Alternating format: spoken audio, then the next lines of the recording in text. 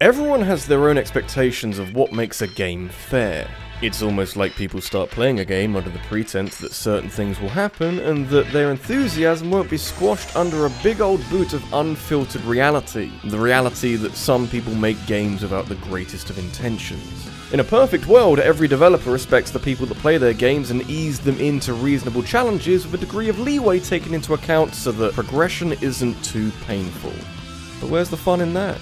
In a sadistic way, I think I really enjoy unfair video games. Most games out there want you to see the end credits, but I have an odd admiration for those select few games that dip into the playbook for every conceivable dirty trick to impede the player at every turn. I think there's a common misconception that unfair games are like that because of poor design choices, and while that may be the case for some of them, often there's more of a calculated attempt to test patience to breaking point at play here. It's kind of the ultimate rebuttal to games not having enough content to them. There's plenty of game here, and it is furious. There's a key distinction between an unfair game and a game that is simply really fucking hard, because there are many different ways of approaching difficulty without throwing the player under a bus and expecting them to bench press it. You know, a hard game builds skill and reflexes. An unfair game builds character.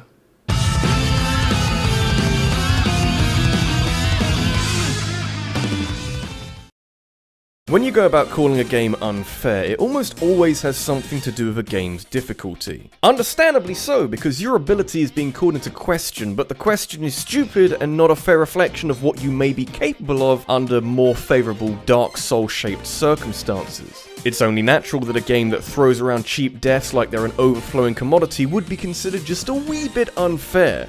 But have you ever considered an even more uncontrollable source of frustration? Cheap tricks you can endure and slowly learn a pattern, but what about luck? Random chance, the flip of a coin or a dice roll. Try as you might, there's not a ton that you can do when luck decides that today just isn't your day. And this has happened so often. Luck may be unfair, but it's also the great equalizer, capable of leveling the playing field for gamers of all abilities to have fun, making it one of the best tonics for a multiplayer party game. Sure, people will get mad, but they'll get mad at the game rather than the players. In theory.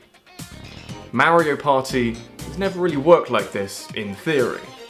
Low-key, Mario Party is where kings are made and where unlucky souls watch on as their more fortunate friends are rewarded with riches that they scarcely deserve. It is possible to be good at Mario Party games, since mini-games play a big part in giving you coins to spend, and even the board game bit requires an element of strategy. But it is very hard to get away from the fact that luck dominates most of what happens in these games. If I had to pick one Mario Party that is perhaps more unfair than the others, I'd go with the debut entry from 1998. Where promises of wholesome family fun was somewhat undercut by one-sided minigames, game-changing roulette that could be easily manipulated, and lots of control stick spinning. It seems like a weird thing to mention in a video about unfair games, but the control stick spinning minigames offer a different kind of unfair. If you really want those coins, if you really want that star, you gotta start mashing the palm of your hand into that hard plastic because that's what everyone else is doing, and that's hardly fair. Don't use gloves though, that would be cheating.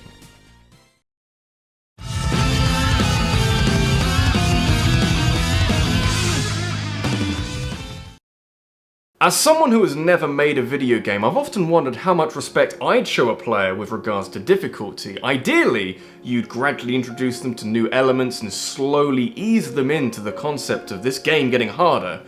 But honestly, I think I'd want to be a dick.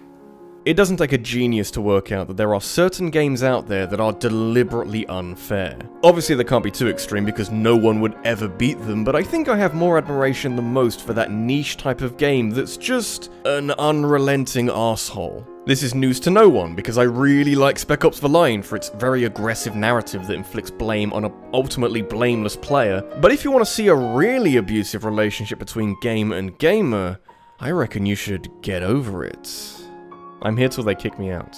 The magical thing about getting over it is that it is kind of fair in a way. The physics might be dripping in jank, but you can learn what certain actions do and slowly get better at climbing this mountain with your hammer and cauldron. Problems start to arise when you think a bit more about how you improve at getting over it, and the stark reality is that painful, time-wasting setbacks are the only way of learning. It's in the title, and makes up a good 90% of what God's gift to snarky dickheads Bennett Foddy spews from his mouth. The key to victory is getting over it, and ploughing on in the face of adversity and seething anger. You could even say that getting over it is completely fair and upfront with what it wants you to do, but my rebuttal would be any number of clips of people falling huge distances and seeing hours of pained effort going to waste. Getting over it may be honest and transparent with what kind of monstrosity it is, but that doesn't paper over very many cracks at all. I know what you're doing, Bennett Foddy, and I know you know what you're doing. Can't wait for the next game where he just punches people in the back of the head for hours on ends. Cut out the middleman, Ben.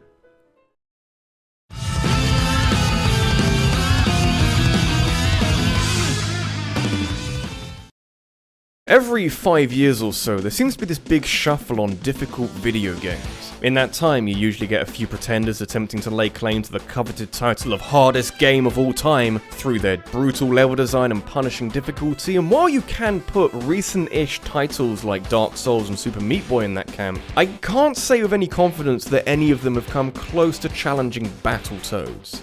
Players have had to put up with a lot of bullshit in the past, but I can't think of anything that has been as ruthlessly challenging as one of Rare's finest achievements, apparently. And to think they went on to make such welcoming, whimsical platformers after this. Almost like they were atoning for a lot of sin.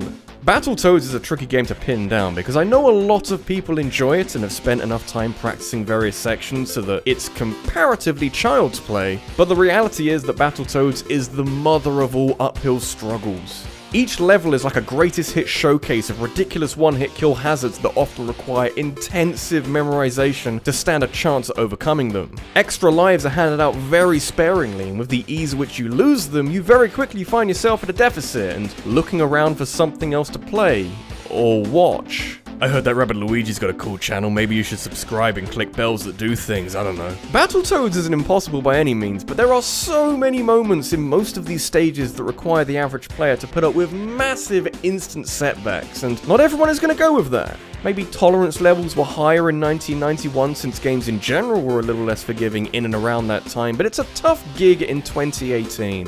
Microsoft are rebooting Battletoads next year. I'm sure that'll go really well for everyone.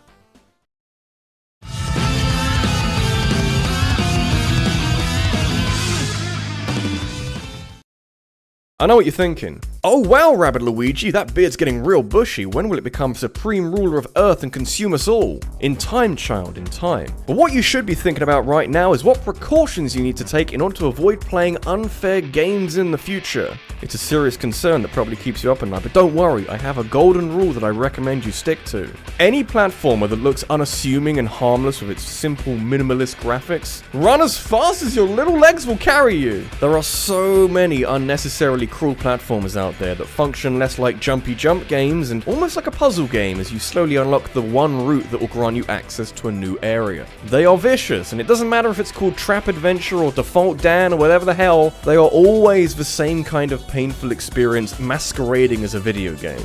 But there's always a ground zero, isn't there?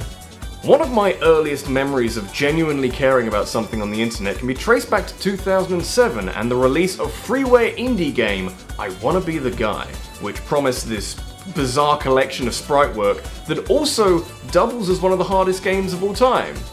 How can you not be utterly captivated by that? Very simple, you could try playing it. I Wanna Be the Guy sells you this premise of retro video games all coming together to kick the crap out of you, but it's only when you get down to business that you truly start to understand what that entails. This is the original, unfair, uncompromising platformer where the main obstacle is unconventional level design and where you have to fight for every half inch of progress. However, the difference between I Wanna Be the Guy and almost every other unfair game out there is that very few titles can match this one for creativity and very unique ways of dying. I mean, if you're gonna be a dick, I'd appreciate it if you made me ponder whether to laugh or cry in the process. Being killed by someone who doesn't know how to play Tetris properly? Yeah! What about being killed by the promise of a sword in a cave and an old man? Yeah, I don't like it. What about being killed by a save point? That was cool and horrifying, I guess. I suppose in some strange way you can have a lot of fun playing I Wanna Be the Guy, but don't expect to make a lot of progress very quickly. Just go into it with a neutral, punching bag-like mindset, and you'll be fine. A mere shell of a human being, but totally fine. It's a small price to pay.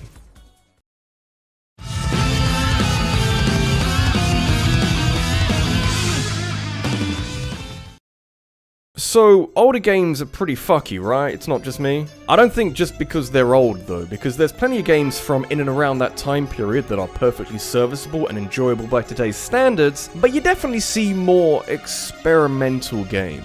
The 80s weren't as shackled by convention and specific genres that dominated the market, and so you often had developers breaking what molds there were and branching out to create completely unique experiences. Takeshi Kitano, famous Japanese actor, author, screenwriter, director, and anything else he felt like doing at the time, decided to make a video game in 1986 about a depressed salaryman who seeks treasure on a faraway island. And that's the last thing that makes sense. I mentioned at the start that most unfair games are deliberately made that way and not because of overlooked design issues, but Beat Takeshi's Challenge is the perfect blend of the two. You might wonder what kind of game you end up with when a celebrity takes the reins and throws concepts around that don't really link up and that require a very specifically insane line of thinking, and the answer should be obvious. Other games take a bit of rational thinking in order to beat them, but Takeshi's Challenge is the kind of game that is nigh on impossible to beat without a walkthrough. A successful route through the game that doesn't trip over a game over screen sees you quitting your job and divorcing your wife before blowing all your money on alcohol and hand gliding lessons and somehow ending up in the South Pacific. I don't know. Does Beat Takeshi think someone could hang glide from Japan to one of these islands? I think I remember seeing that in Takeshi's Castle. He might have a point. And while this is all wonderful and nonsensical, it isn't actually fun at all. What may have been intended as an anti-video game ends up feeling like a pointlessly complicated scavenger hunt where one false move, like you don't quite lose all your money at pachinko, or don't quite sing karaoke correctly, puts you on the wrong path and you're back to the beginning. This is where bad game design rears its ugly head and stands in your way at every turn, because Takeshi Kitano really hates video games apparently, and wanted everyone to feel as bitter as him. Never mind that he made a game where you can beat everyone up, including your wife and kids, that was marketed to children. And when you're using your fame to put a game in front of kids that will offer them nothing in the way of entertainment, that's more than just a little unfair. This is RabbidLuigi, and it is very hard to see Takeshi's Challenge as anything other than a very elaborate prank, because if there were genuine intentions to create a different type of game, the player would be allowed so much more leeway so they can make small mistakes and not be completely annihilated for them. If you think how real life works, you can make mistakes, but you can bounce back from them. That's very important. It's a really important part of learning. Either 1980s Japan was bleak as all hell, or Beat Takeshi needs to chill the fuck out. I think I know the right answer.